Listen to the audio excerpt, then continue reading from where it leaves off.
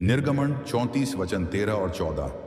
वरन उनकी वेदियों को गिरा देना, उनकी लाठ को तोड़ डालना और उनकी अशेरा नाम मूर्तियों को काट डालना, क्योंकि तुम्हें किसी दूसरे को ईश्वर करके दंडवत करने की आज्ञा नहीं, क्योंकि यहोवा जिसका नाम जलनशल है वह जल उठने वाला ईश्वर है। मत्ती 18 के वचन 18 में लिखा है, मैं तुमसे सच कहता हूं, जो कुछ तुम पृथ्वी पर बांधो वह स्वर्ग में बंधेगा, और जो कुछ तुम पृथ्वी पर खोलोगे वह स्वर्ग में खुलेगा। सबको जय मसीह की फिर से एक बार आपका मसीही प्रेयर के सामर्थ्यशाली प्रार्थना में स्वागत है।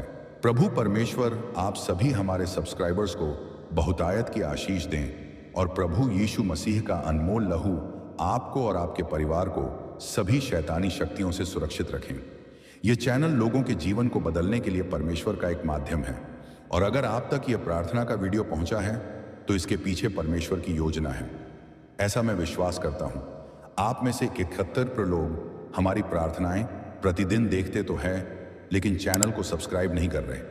मैं आप सभी से विनती करूंगा कि चैनल को सब्सक्राइब करके हमारे YouTube 3 और उन लोगों के साथ शक्तिशाली प्रार्थनाएं और घोषणाएं पहुंचाने के हमारे मिशन का हिस्सा बने, जिन्हें वास्तव में प्रभु में बढ़ने की आवश्यकता है और जो अपने ने जीवन पर अलौकिक आशीर्वाद और परमेश्वर का हाथ देखना चाहते हैं और परमेश्वर के और करीब आना चाहते हैं।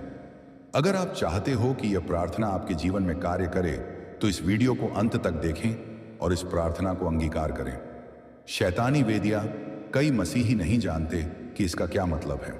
उन्होंने इसके बारे में कभी नहीं सुना होता है।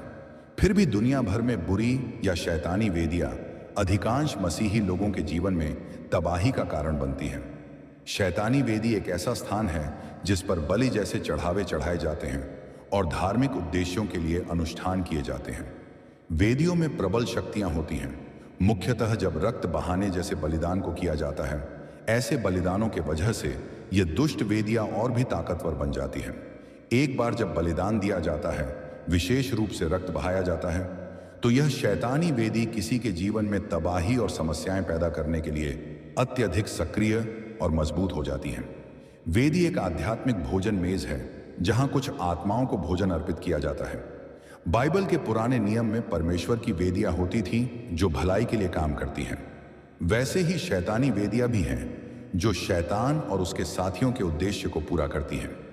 दोनों वेदियां किसी के जीवन पर सकारात्मक या नकारात्मक रूप से प्रभाव डाल सकती हैं।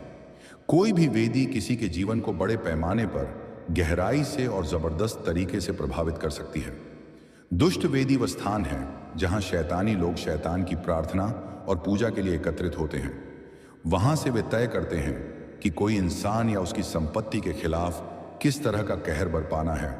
वे किसी भी दुष्ट आत्मा मृतकों की आत्माओं को इस वेदी पर आमंत्रित करते हैं।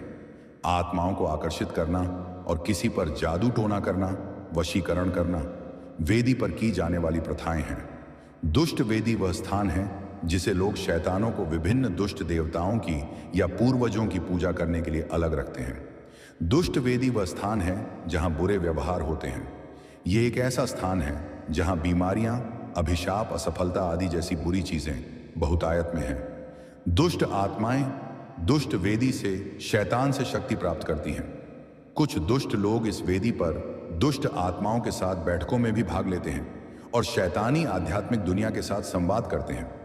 मसीह में आने से पहले हो सकता है आप भी इन्हीं वेदी के कार्यों में शामिल हों, या फिर आपके पीढ़ी में आपके पूर्वज शामिल हों, या फिर ऐसा भी हो सकता है कि आपके रिश्तेदार या दोस्त या फिर कोई भी आपके करीबी लोग आज भी इन वेदियों के दुष्ट कार्यों में शामिल होते होंगे। पीढ़ी दर पीढ़ी इन दुष्ट वेदी के कार्य चलते रहते हैं। इसी कारण ऐसी वेदियां आज भी आपका नाम पुकारती हैं और आपके जीवन में समस्याएं पैदा करती हैं।